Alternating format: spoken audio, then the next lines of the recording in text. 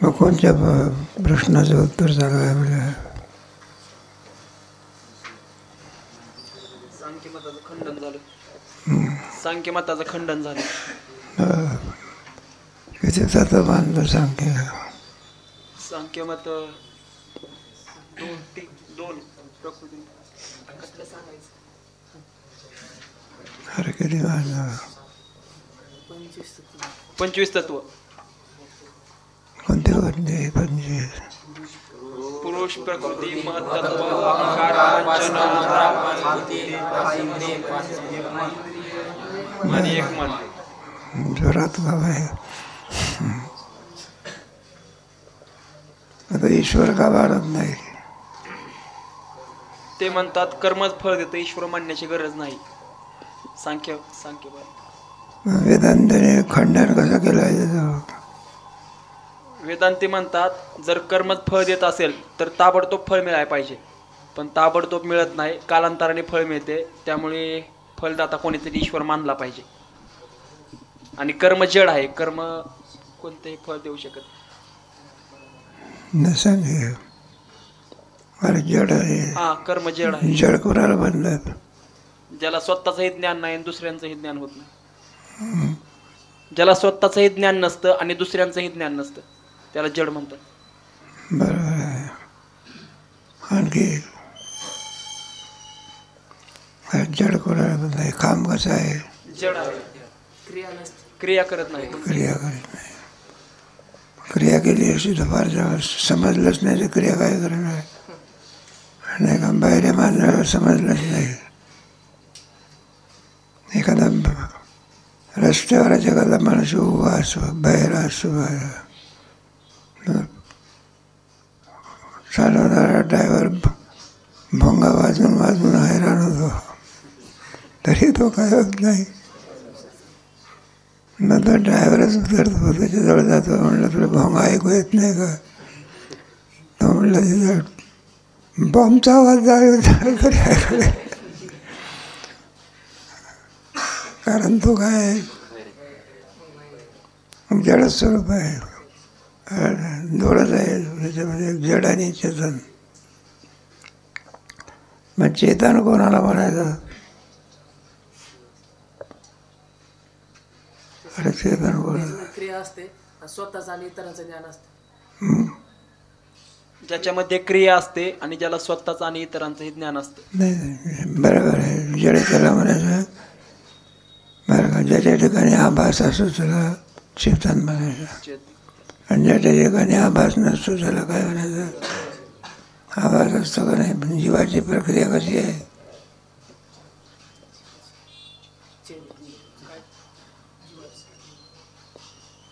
प्रश्न झाल्यानंतर सांगता येतं. कारण जीवाचं सृष्टी अधिष्ठान चैतन्य पुढे बुद्धी अधिष्ठान चैतन्य, त्या अधिष्ठान चैतन्याचा बुद्धीमध्ये पडलेला आभास, तीन जण काय होतं? जीव. वाचस्पतीचं मत काय आहे ते बघून गेलं मला. जाऊ द्या, भेटले का तुमचे पेपर? वाचस्पती काय करीत नाही, आभास मानत नाही. आभासवादी काय म्हणतात? आभास काय करतात? अवच्छेदक लागलं की ईश्वर चैतन्याच्या ठिकाणी जीवत्व दशा येते. आणि आभासवादी म्हणतात त्याच्या चैतन्याचं त्या बुद्धीमध्ये काय पडलं पाहिजे? आभास.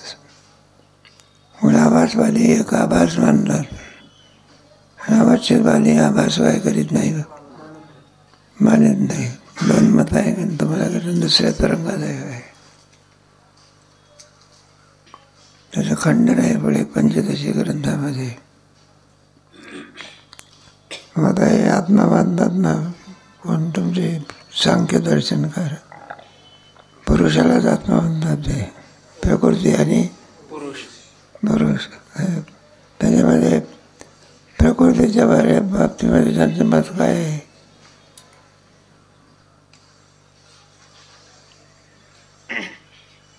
प्रकृती म्हणजे उपादान कारण. प्रकृती काय आहे? उपादान कारण. कारणच आहे, ते कोणाचं काय नाही. कार्य नाही म्हणजे अनादी आहे. काय अनादी आहे, अनादी कोणाला म्हणत असतात जे कोणाचं कार्य नसतं. त्याला अनादी म्हणायचं. आणि कार्य कोण आहे? विकृती म्हणजे हे सगळे काय हो हे बघ घट आहे का नाही, घटामधला माती आहे कोण? कारण, उपादान उपादान कारण, आणि कुंभार निमित्त कारण. हे सगळे असलं पाहिजे. उदाहरण पुरुष पुरुषासंग आहे. पुरुष कुणाचं कारणही नाही आणि कार्यही नाही. दोन्ही आहे. कार्यही नाही आणि काय नाही. कारणही नाही. पुरुषाचं लक्षण. प्रकृती काय आहे? प्रकृती कारण आहे, कोणाचं काय नाही, कार्य नाही. कार्य नाही पण कारण आहे की. कारण आहे. प्रकृती आणि पुरुष विवेकामध्ये कोणता फरक आहे? हाच फरक आहे. पुरुष कोणाचाही म्हणजे असं पुरुष कोणाचं आहे? कार्यही नाही आणि काय नाही. कारणही नाही. आणि प्रकृती कारण आहे, कार्य नाही कोणाचं. कार्य नाही. अलग सुख दुःख कोणाचे धर्म म्हणतात? बुद्धीचे धर्म आहे. माहिती आहे? बंध आणि मोक्ष बुद्धीचे म्हणजे बुद्धीच्या ठिकाणी बुद्धीच्या विवेकाने मोक्ष होतो आणि बुद्धीच्या अविवेकाने बंध होतो. अविवेकाने म्हणजे काय?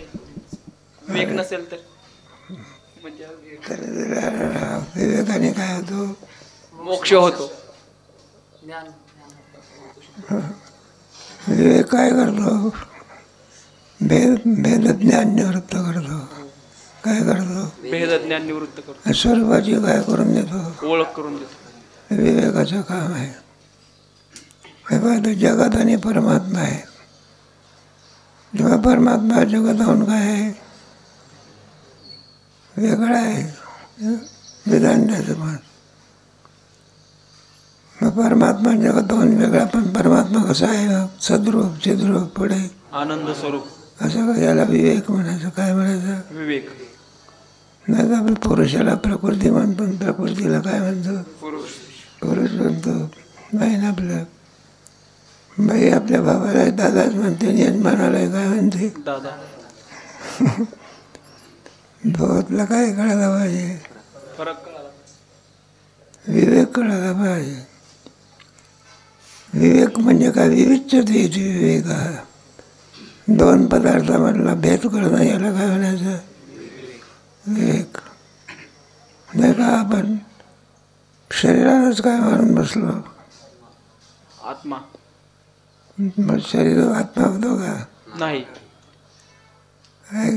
विवेकरूप परिणामामुळे काय होतं? मोक्ष. आणि अविवेकामुळे बंध. मग वेदांत तरी काय? विवेकामुळे मोक्ष, अविवेकामुळे अज्ञानामुळे बंध. आणि अज्ञान निवृत्त झाल्यानंतर मुक्त.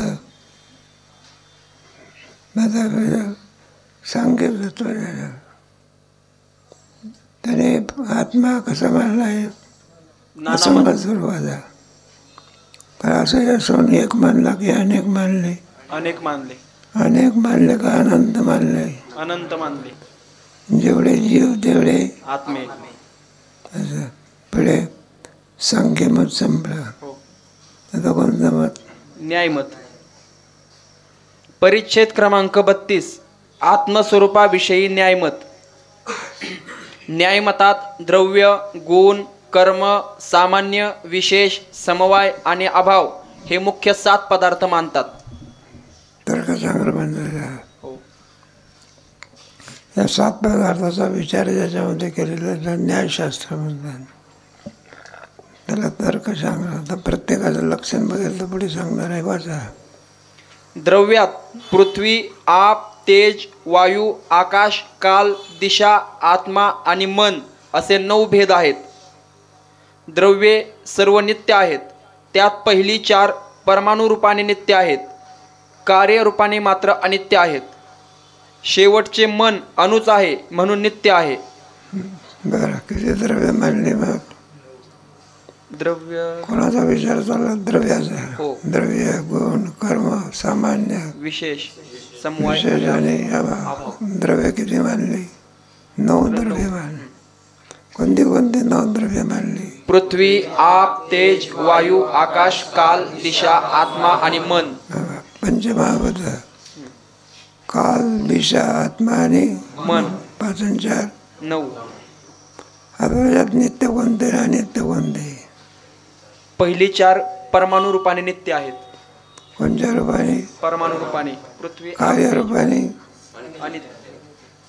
अनित्य कोणते कोणते मानले पण 4?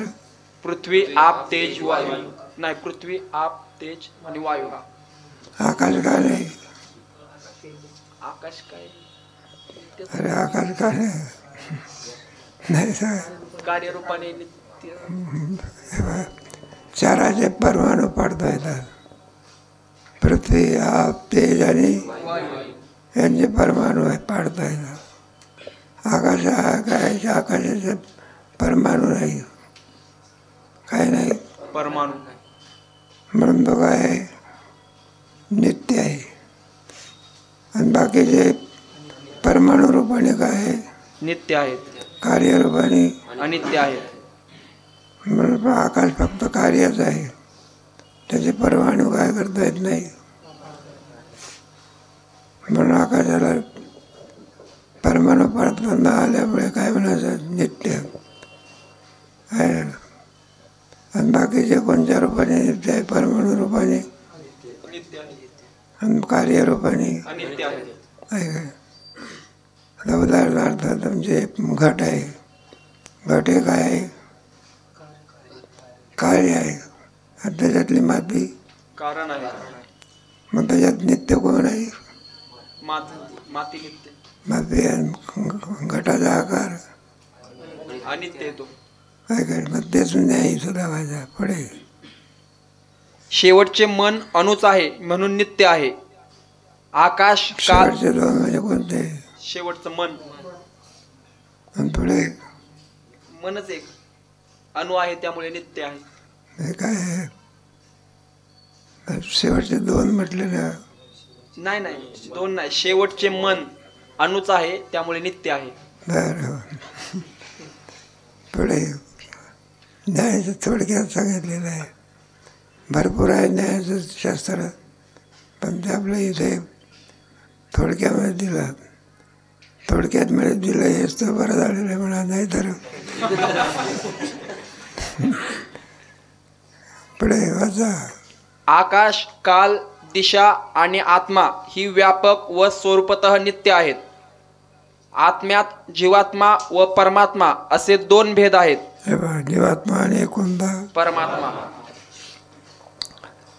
जीवात्मा का मानायचा? परमात्मा 2 आत्मे मानले. खरोखर 2 आत्मे एका आत्मे एकच आहे. एकच आहे. नैयायिकाने सुद्धा आत्म्याचे भेद मानलेले आहे. बा संख्याने सुद्धा आत्म्याचे काय मानले? संख्या आपण नाही पाहिलं ना. संख्या त्याच्या भेदाचं काय केलं? आपण खंडन केलं. वेदांताने आत्मे अनेक मानले का एक मानला? एकच मानला. संख्याने अनेक मानले. जेवढे शरीर तेवढे आत्मे आत्मे मानले. आणि प्रव्यापक मानले. काय मानले? व्यापक. व्यापक मानायचे. पुन्हा आणखी किती मानायचे? अनेक मानायचे. व्यापक पदार्थ अनेक असतो का एक असतो? एकच असतो. आकाश किती आहे? एकच. वेदांताने आत्मा कसा मानला? एक मानून आकाशवत असं म्हटलंय. आकाश जसं एक आहे तसा आत्मा कसा आहे? एकच आहे. बरं, आकाश दिसतं का तुम्हाला? आकाशाची व्याप्ती एखादा आहे का सर्व जगात आहे? संपूर्ण जगात. 13व्या अध्यायामध्ये येतात सर्वगतम सौक्ष्म्यात आकाशम नोपलिप्यते. सर्वत्र अवस्थित देव तथात्मा यथा सर्वगतम सौक्ष्म्यात आकाशम नोपलिप्यते. आकाश असं सूक्ष्म आहे. काय? मग आकाश आहे कशावरून मानायचा? शब्द नावाचा गुण कोणावर राहतो? आकाशात. काय काय पकवान असलं त्याच्यात पोकळी असते ना, आकाश असते. ते विणा असला तरी आकाश आहे त्यामध्ये. नाहीतर मग गायला असं ठोकल्यासारखं पण त्याच्यामध्ये पोकळी असावी लागते. शब्दगुण जे शब्दगुणकम आकाशम असं त्यांचं सूत्र आहे. प्रत्येकाचं ते बा शब्द नावाचा गुण कोणावर राहतो, रूप नावाचा गुण कोणावर राहतो, असं क्रमाक्रमाने त्यांचं वर्णन केलेलं आहे. म्हणून आकाश जसं व्यापक आहे सर्वांमध्ये व्याप्त आहे. अगं आकाश के नाही तुमच्या गीतेमध्ये आहे ना, यथा सर्वगतम. सर्वगत म्हणजे सगळीकडे कोणत्याही पदार्थाचे हात येईन पुन्हा बाहेर सर्वगत म्हणा. स्थूल आहे का सूक्ष्म आहे? नाही सगळं अर्थाची रस्ता आहे ना. यथा सर्वगतम सूक्ष्म म्हणजे सूक्ष्म. पुढे कसं आहे ते आकाशम नोपलभ्य दे. इथे पाणी पडलं तर आकाश भिजत असते का? म्हणजे नोपलिप्य दे. यथा सर्वगतम सूक्ष्मात आकाशम. हा जरा दृष्टांत पुढे सिद्धांत नाही काय. याचा सर्वगतम सूक्ष्मात आकाशम नोपलिप्य. सर्वत्र सर्वगत आत्मा नोपलिप्य दे. आकाशाप्रमाणे श्लोक आहे ना. यथा सर्वगतम सूक्ष्मात आकाशम सर्वत्र अवस्थित होते. तदात्मा आकाशाप्रमाणे व्याकरण व्यापक. जसं आकाश दिसत नाही मानावं लागतं तसंही आत्मा सुद्धा काय करावं लागतो. आत्मा सुद्धा काय होत नाही. नोपलिप्यते म्हणजे शरीराकडून किती जरी व्यवहार झाले तरी आकाश लिप्त आत्मा लिप्त होत नाही. कोणत्या अध्यायातला श्लोक आहे मला पाठ मारायला नाही जात. अनादित्वात निर्गुणत्वात परमात्मा आहे. नवद्या पुढे जीवात्मा प्रति शरीराच्या ठिकाणी भिन्न असून विभू व्यापक आणि नित्य आहे. काय नित्य आहे? जीवात्मा प्रति शरीराच्या ठिकाणी भिन्न असून प्रत्येक शरीरामध्ये काय तो भिन्न आहे. भिन्न आहे. भरपूर आहे. आत्मे किती झाले? त्यांनी 2 भेद सांगितले. जेवढे शरीर आहे तेवढे आत्मे झाले. पुढे परमात्मा एक व्यापक आणि नित्य आहे. गुण 24 आहेत. रूप, रस, गंध, स्पर्श, संख्या, परिमाण, पृथकत्व, संयोग, विभाग, परत्व, अपरत्व, गुरुत्व, द्रवत्व, स्नेह, शब्द, बुद्धी, सुख, दुःख, इच्छा, द्वेष, प्रयत्न, धर्म, अधर्म, संस्कार. यांपैकी सुख, दुःख, बुद्धी, इच्छा, द्वेष, प्रयत्न, धर्म, अधर्म, ज्ञान, संस्कार, संख्या, परिमाण, पृथकत्व, संयोग आणि विभाग हे 14 गुण जीवात्म्याचे ठिकाणी आहेत. बरं वाचतच राहतो तो काय अरे गुण किती? 24 गुण सांगितले. असं त्याच्यात आत्म्याचे गुण किती? जीवात्म्याचे 14 गुण सांगितलेत. 14 गुण जीवात्म्याचे. जीवात्म्याचे गुण किती आहे म्हटलं? 14. आणि ईश्वराचे 8. जीवात्म्याचे गुण कसे आहे? जीवात्म्याचे गुण अनित्य आहे. आणि परमात्म्याचे नित्य आहे. एकूण 24 गुण आहे. किती गुण आहे? 24. पुढे संख्या, परिमाण, पृथकत्व, संयोग, विभाग, ज्ञान, इच्छा, प्रयत्न हे 8 गुण ईश्वराच्या ठिकाणी आहेत. 8 गुण कोणाचे? ईश्वराच्या ठिकाणी. आणि बाकी सगळे गुण कोणाच्या ठिकाणी? जीवाच्या ठिकाणी. जीवात्म्याच्या ठिकाणी. गुणाचा विचार झाला. पहिला द्रव्याचा विचार केला. ते द्रव्य 9 द्रव्य मानले. त्याच्यामध्ये काही नित्य आणि काही अनित्य. 5 हे कसे आहे? परमाणु रूपाने कसे आहे? नित्य. काय आहे का नाही? आणि कार्यरूपाने कसे आहे ते? अनित्य आहेत. दिशा कालात मामाने कसे आहे? स्वरूपतः नित्य आहेत. ते व्यापक आणि नित्य. व्यापक आहे आणि पुन्हा काय नित्य आहेत. आहे काय? द्रव्य विचार झाला. थोडक्यात सांगितलं. एकेका द्रव्याचं वर्णन असं आहे. पुढे द्रव्य झालं, पुढे गुण. मग गुण किती आहे? गुण 24 गुण आहेत एकूण. त्याच्यात ईश्वराचे किती? 8 गुण. आणि जीवाचे 14. गुण कोणाला म्हणतात वगैरे. पुढे त्यांपैकी ईश्वराचे ज्ञान, इच्छा, प्रयत्न हे गुण नित्य आहेत, जीवाचे अनित्य आहेत. ईश्वराचे काय? 3 गुण नित्य आहेत, आणि जीवात्म्याचे मात्र कसे आहे? अनित्य आहेत. पुढे जेव्हा जीवास ज्ञान गुण असतो तेव्हा जीवात्मा चेतनरूप होतो, आणि ज्ञान गुणाचा नाश होतो तेव्हा जडरूप असतो. त्यांच्या मुळामध्ये आत्मा किम स्वरूप आहे? जड स्वरूप आहे. मग चेतन स्वरूप केव्हा होतं? ज्ञान गुण असतो तेव्हा चेतन. ज्ञान झालं तसं जड स्वरूप आहे ना, त्याला आत्म्याला ज्ञान होते का? पण पंक्ती मनाला ज्ञान होते. कोणाला? आत्म्याला कुठं ज्ञान होत असे का? मनाशी संबंध आला म्हणजे त्यांचा आत्मा काय होतो? चेतन स्वरूप. आणि एरवी तो कसा असतो? जड स्वरूप. हे तुमचे यंत्र असते ना, एखादी मोटर आहे, कार आहे, किम स्वरूप आहे ती? पेट्रोल संपलं तर ते ढकलावी लागते. काय करावं? मग ती धावण्याची क्रिया केव्हा करते? बिना पेट्रोलने का?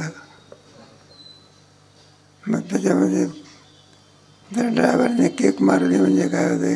मोटरसायकल काय होते? एरवी ती कशी आहे?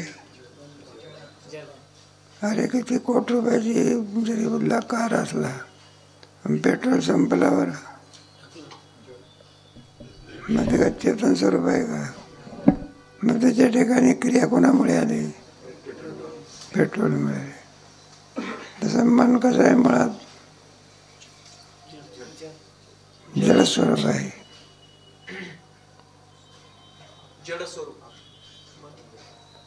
मन आहे सुद्धा जड स्वरूप आहे. आणि या मनाचा आणि आत्म्याचा संबंध आला म्हणजे काय होतं? ते त्यांचा आत्मा काय होतो? चेतन स्वरूप. कारण पेट्रोलचा संबंध आला म्हणजे गाडी काय होते? मग पेट्रोल संपलं तर काय काय ढकलाव तरी सुद्धा काय होत नाही. मग जाऊल्या पुढे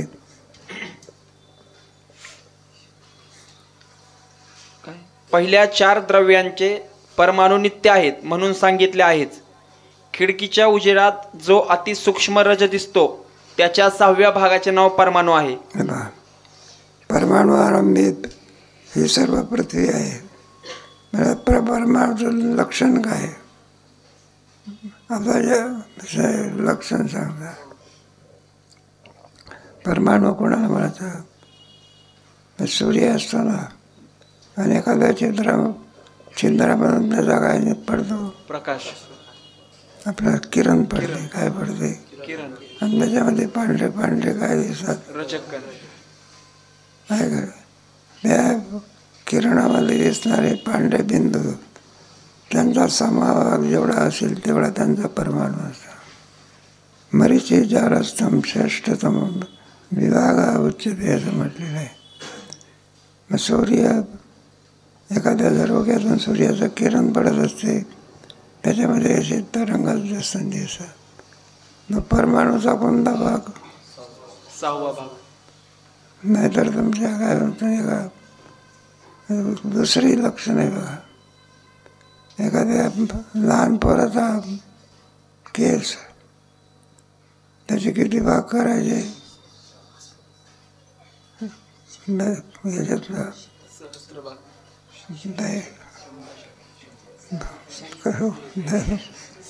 जाऊ द्या भाऊ, द्या सांगितले. काही 100 भाग करायचे का 1000 भाग करायचे?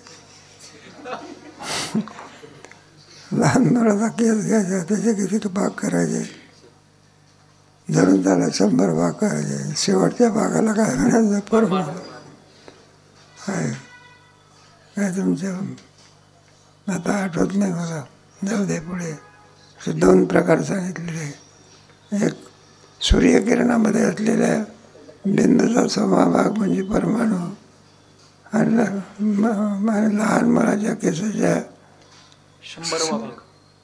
100वा भाग म्हणजे परमाणु. ते करत पडण्याचं भानगडीत पडू नये.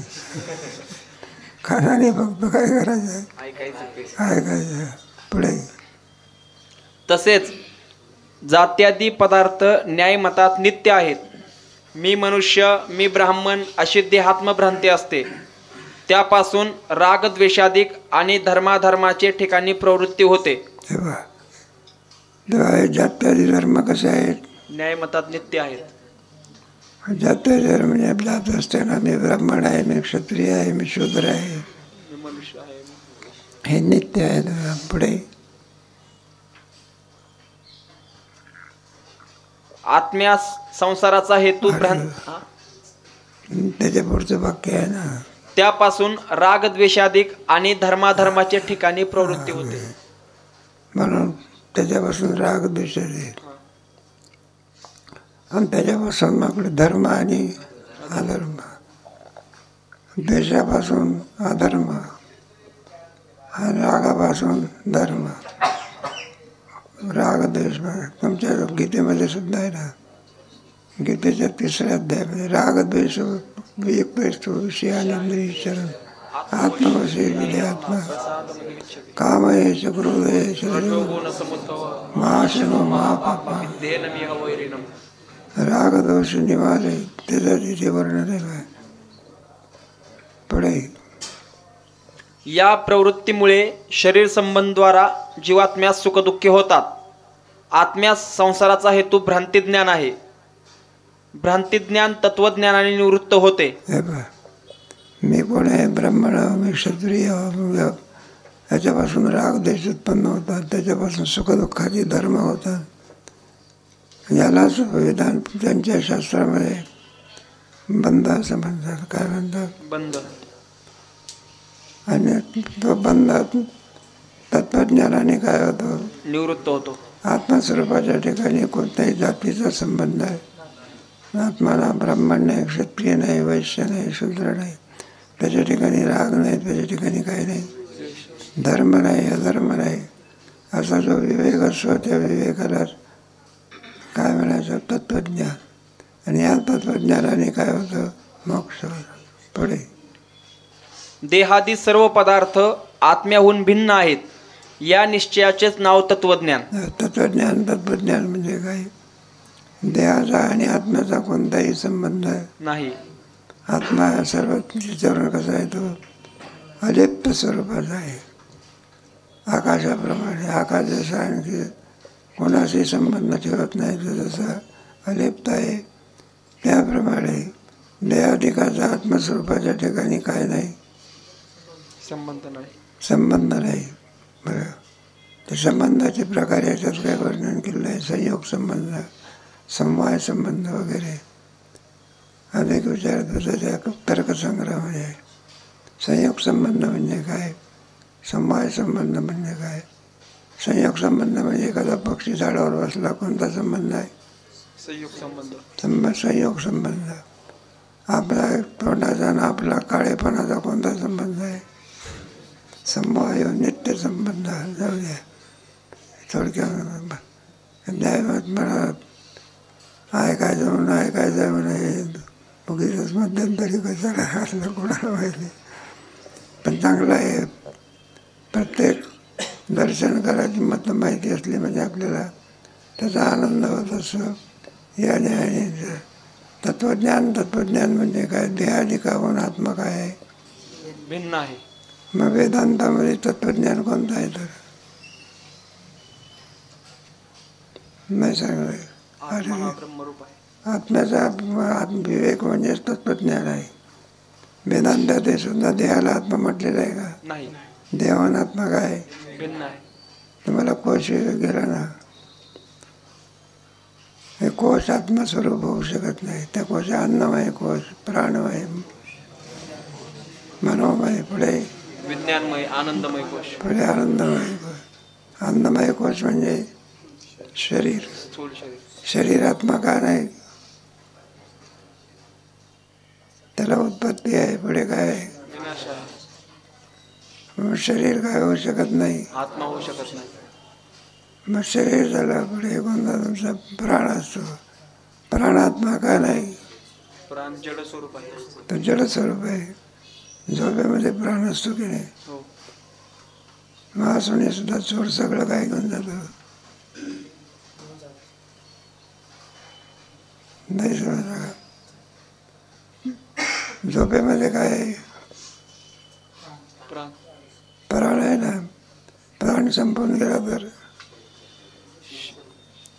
लगेच त्याला प्रेत म्हणतात. काय म्हणतात? प्रेत. प्राण आहे तोपर्यंत जिवंत, आणि प्राण निघून गेला की आता माणूस म्हणायचं काय? नाही.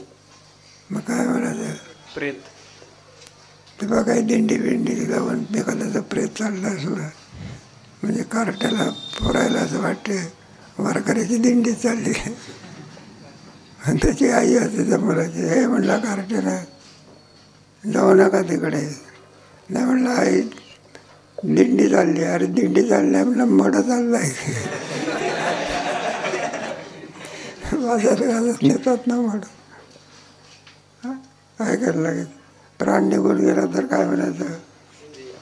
त्याला हात लावला तर लोक काय करतात? दान करतात. म्हणून प्राण सुद्धा वास्तविक तो इंद्रियामध्ये मुख्य आहे, पण जड स्वरूप आहे. काय आहे? मग मन का आत्मा नाही? पाचव्या तरंगामध्ये गेलो ना. बुद्धी का आत्मा नाही? क्षणिक आहे बुद्धी. जाऊ द्या तुमच्या सहाव्या पाचव्या तरंगामध्ये त्याला कोश म्हटलं आहे. अन्नमय कोश, प्राणमय, विज्ञान, मनोमय. यावून आत्मा कसा आहे तो? भिन्न आहे. सुषुप्तीमध्ये काय असते? केवळ आनंद असतो.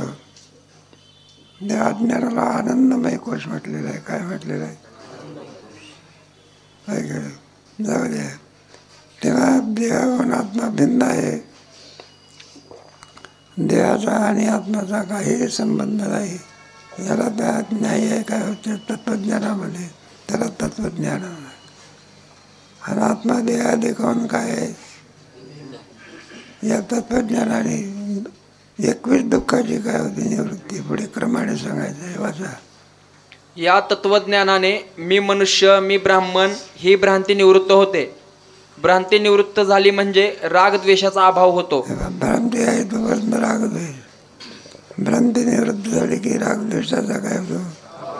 रागद्वेषाचा नाश झाला म्हणजे धर्माधर्माचा काय होतो? एक कर्माने. पुढे वाचा.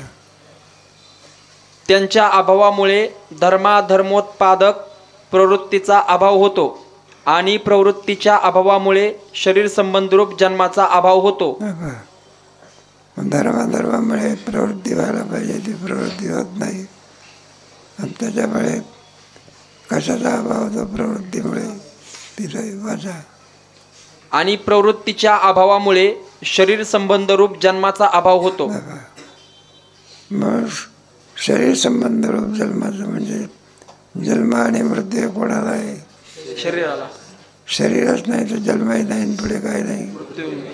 आहे का तुमच्या ह्याच्यामध्ये गेलेलं आहे का? आभासाच्या आपण अवस्था पाडल्या होत्या ना, त्या अवस्थेमध्ये आभासाचे आपण अज्ञान, आवरण, विक्षेप, परोक्ष, अपरोक्ष, शोकनाश. आनंद वाटते. शोकनाश म्हणजे काय? सगळ्या दुःखांचा नाश होणे.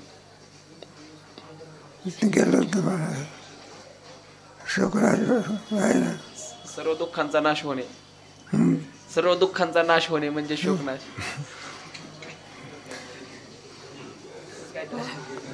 अरे आत्मा शोकनाश सांगू का त्याला? शोक म्हणजे विक्षेपाचा नाश होते. कोणाचा नाश? शोकनाश त्याला म्हणतात. आत्मा कसा आहे? आत्मा करता नाही, आत्मा काय नाही, भोगता नाही. भोगता नाही. शरीराच्या धर्माचा कोणताही काय नाही, तिथे नाश नाही. मग किम स्वरूप आहे आत्मा? काय करा, केवळ आत्मरूप आहे. त्याच्या ठिकाणी काय नाही, जन्म नाही, त्याच्या ठिकाणी काय नाही. असं जर आत्म्याच्या ठिकाणी जन्म मोक्ष असतात झालं ना, तर जन्म आणि मोक्ष कधी निवृत्त झाला. म्हणून आपलं जे स्वरूप आहे त्याच्या ठिकाणी ना जन्म नाही, त्या ठिकाणी काय नाही. शरीराचा काही संबंध नाही. याला शोकनाश म्हणतात. काय म्हणायचं? मग अर्जुनाचा भगवंताने ज्ञानाच्या द्वारा कोणता नाश केला? शोकनाश. मी मारले ते म्हटलं सगळे महिला जातील ना. काय केले? नष्ट स्मृती अशोच आनंद नानुशोचन्ति पंडिताः.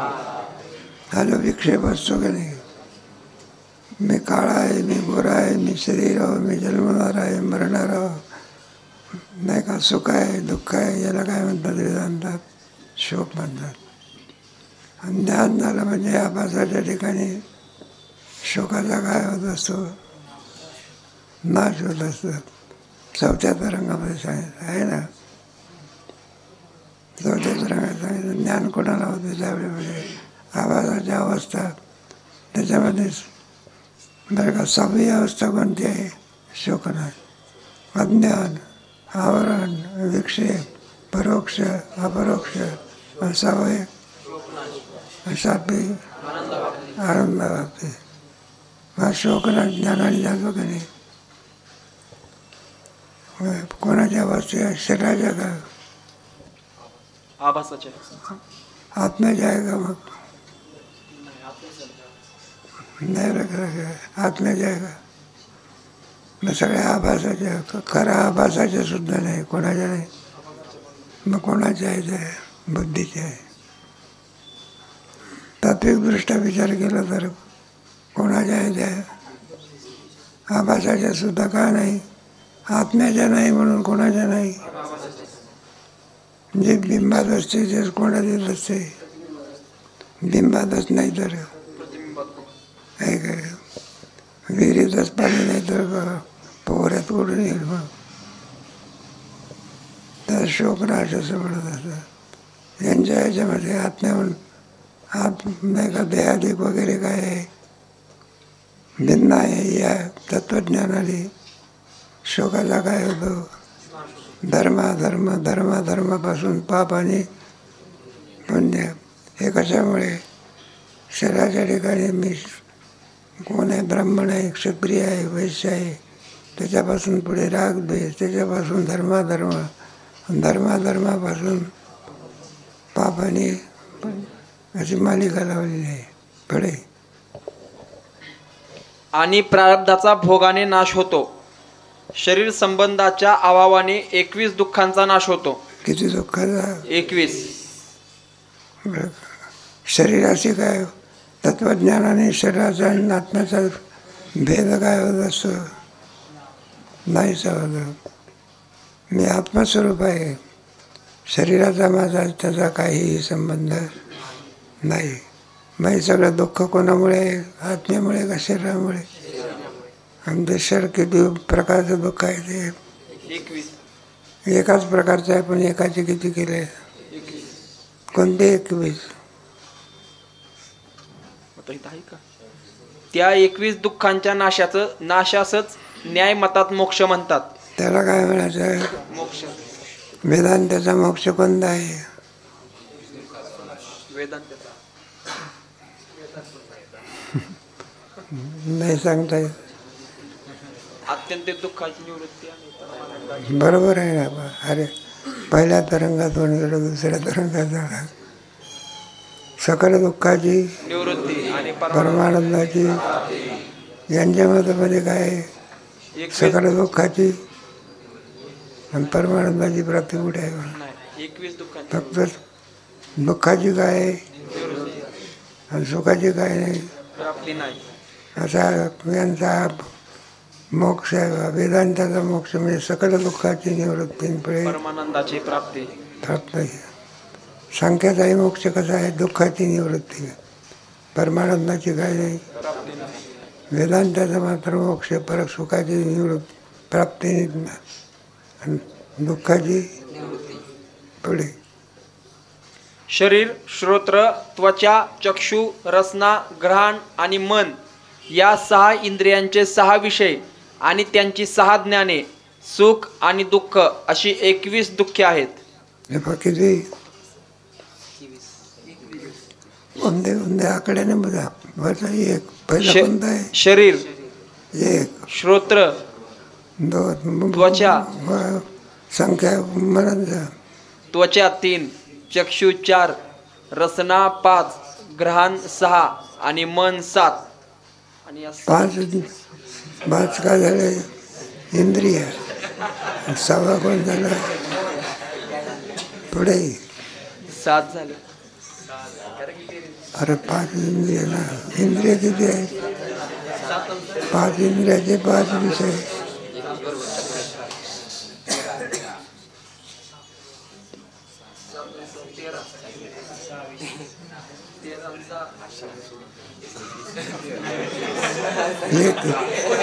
एक परत पुन्हा बघा.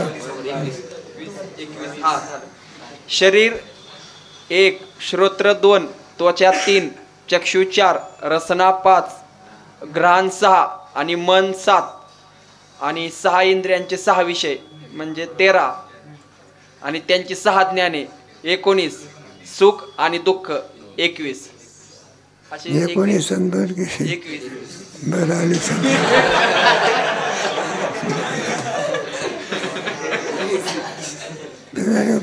सुखालाही दुःख म्हटलेलं आहे ना तुला? हो. काय म्हटलेलं आहे? सुख आणि दुःख अशी. सुखाला काय म्हटलेलं आहे? दुःख म्हटलेलं आहे. सुखाला दुःख म्हणण्याचं कारण काय? अरे सुखाला काय म्हटलं? दुःख मानलं. मग त्याला दुःख म्हणण्याचं कारण काय? नाही सांगता येत. हे बा सहजासहजी सुख होत असते का त्याच्या आरंभी दुःख असते? नाही का? त्याला काय सुख म्हणायचं? तुम्हाला एखादा विषयाचं सुख घ्यायचं असेल, काही बासुंदी म्हणा किंवा एखाद्या म्हणजे एकाएकी मिळत असते. एका अगोदर त्याचं रक्षणाचं आणि त्याच्या याचं मिळण्याचं काय घ्यावं लागते? कष्ट घ्यावं लागतं. त्या सुखाला काय म्हणायचं? दुःख. दुःख नाही तर काय? एकाएकी विषय प्राप्त होत असतात की प्राप्त होण्याकरता अगोदर प्रयत्न करावे लागतात. मग ते सुख नसून काय? त्याचे परिणामी सुद्धा कसे असतात हे होतात ना. दुःखाने तर काय? हे पाहिजे एखादाच गरीब माणसाला काय करे? एखाद्या पकवानाची इच्छा झाली तर त्याला सहजासहजी मिळत असते का प्रयत्न करावा लागतो? त्या प्रयत्नालाच काय म्हणायचं? दुःख. दुःख म्हणायचं. ते सुखही सुद्धा किम स्वरूप आहे? दुःख स्वरूप. म्हणून तर साधू संतांनी म्हटलं आहे सुख नाही कुठे आली या संसारी माया आवरी. होऊ नका. विषय सुखाला सुद्धा दुःखच म्हटलं. म्हणजे 9व्या अध्यायात आहे बा. एरवी विषयांचे जे सुख, एरवी विषयांचे जे सुख ते केवळ परम दुःख. परी काय की जे मूर्ख न सेविता नसरे. बरोबर आहे की एरवी विषयाचे जे ते सुख नसून काय? बरे काय की जे मूर्ख सेविता नसरे. त्या दुःखालाही काय म्हटलेलं आहे? सुखालाही काय म्हटलेलं आहे? दुःखच म्हटले. नैयायिकांनी सुद्धा सुखाला काय म्हटलेलं आहे? दुःखच म्हटलेले. पुढे शरीराधिक दुःखाची जनक आहेत म्हणून त्यांनाही दुःख असेच म्हटले आहे. शरीराला सुद्धा दुःख का म्हटलं? शरीरामुळेच तर आपल्याला काय दुःख होतंय. शरीरच नसेल तरी रोग कुठं कुठं राहते? शरीराच्या ठिकाणी. टोपल्या तर शरीर दुःखाचे रोगाचे. मग शरीराला सुद्धा शरीरच नाही तर दुःख आहे का? मग सगळे रोग कुठं वास्तव्य करतात? म्हणजे शरीर म्हणजे काय? दुःखाला कारणीभूत नाही. चांगल्याला वाईट करण्याचं काम कोण करतं? अगदी सुंदर पदार्थ असतात जेवणाच्या पूर्वी, आपल्या आनंदात ऐश्वर्यात असतात, काय वाचून देईन तुम्हाला श्रीबालाजीचा वेळ वगैरे. आणि एकदा तोंडातून आत गेल्यानंतर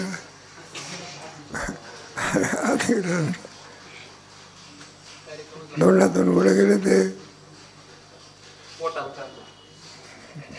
पोटात गेले. त्या पोटाने कोणता कार्यक्रम केला? संगीताची काय करून टाकली, घाण करून टाकली. पोटात येण्याच्या पूर्वी कशी होते आणि पोटात गेल्यावर काय घाण कोणी केली? मग शरीर चांगलं आहे काय? हा देह नाशिवंत मूळमूत्राचा, चांगल्याला वाईट करणारा कोण आहे? देह आहे. मग त्याला चांगला काय म्हणत? म्हणून शरीर सुद्धा काय दुःखद आहे. सुखही दुःख, शरीरही पुढे. कोणत्याही सुखाविषयी नाशाचे भय आहे म्हणून दुःख हेतू आहे. याकरिता सुखही दुःखच आहे. मग सुख सुख नसून काय दुःखच आहे. पुढे कर्णशष्कुली अवच्छिन्न आकाश श्रोत्र आहे आणि मन अणु आहे, म्हणून ही दोन्ही नित्य आहेत. त्यांचा नाश म्हणणे योग्य नाही.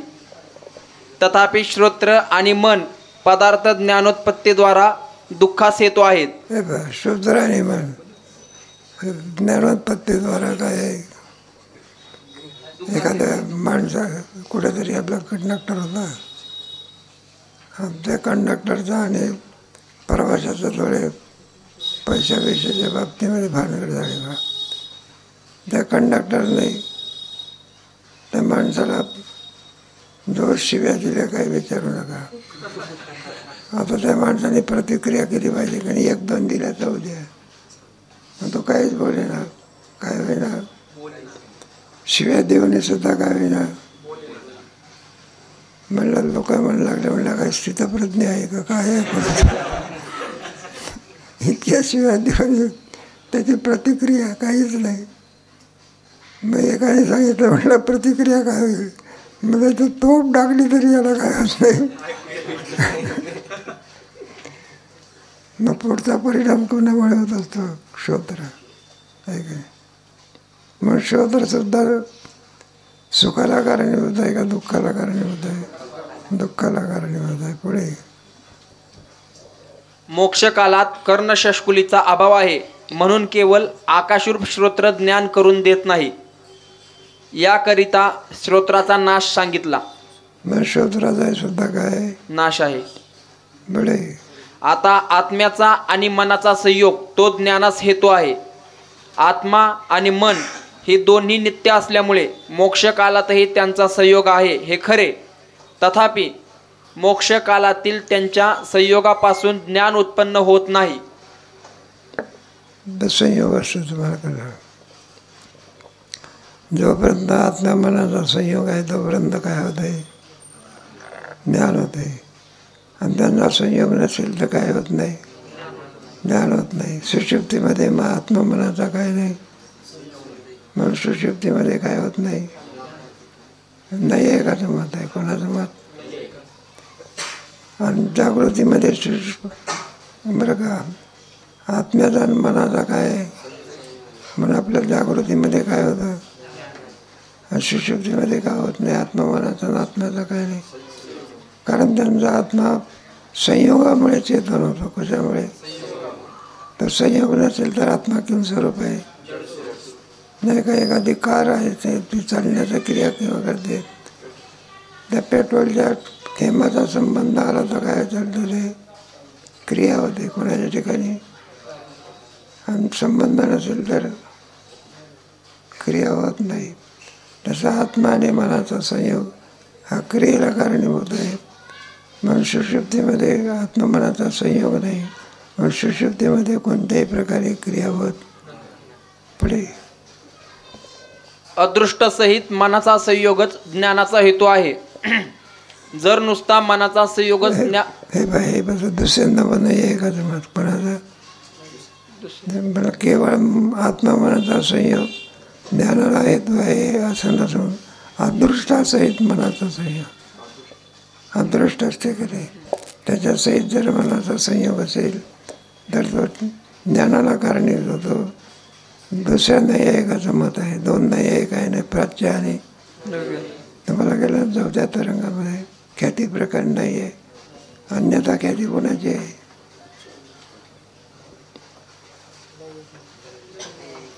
नाही सांगते.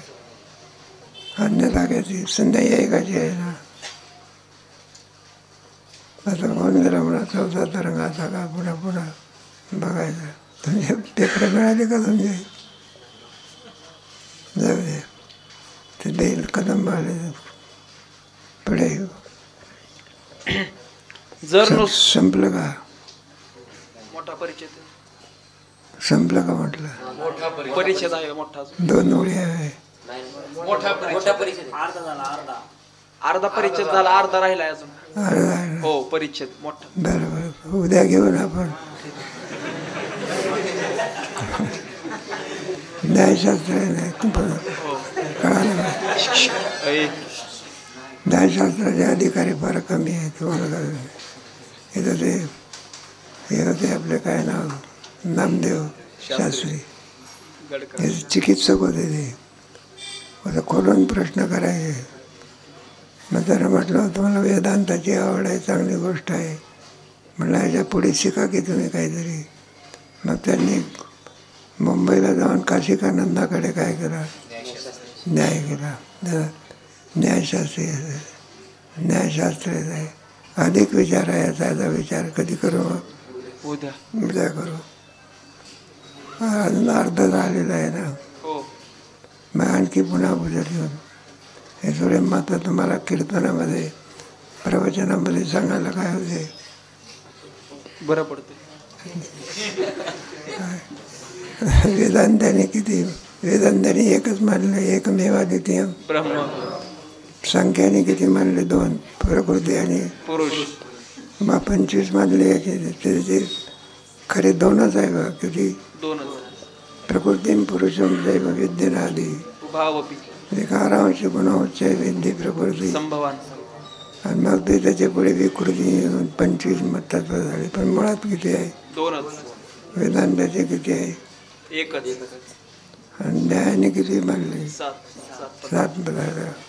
हे गुण बिन सगळे पदार्थ नाही. आणखी विचार केला आहे कर्माकर्माने त्याचा काय करू विचार इथंच.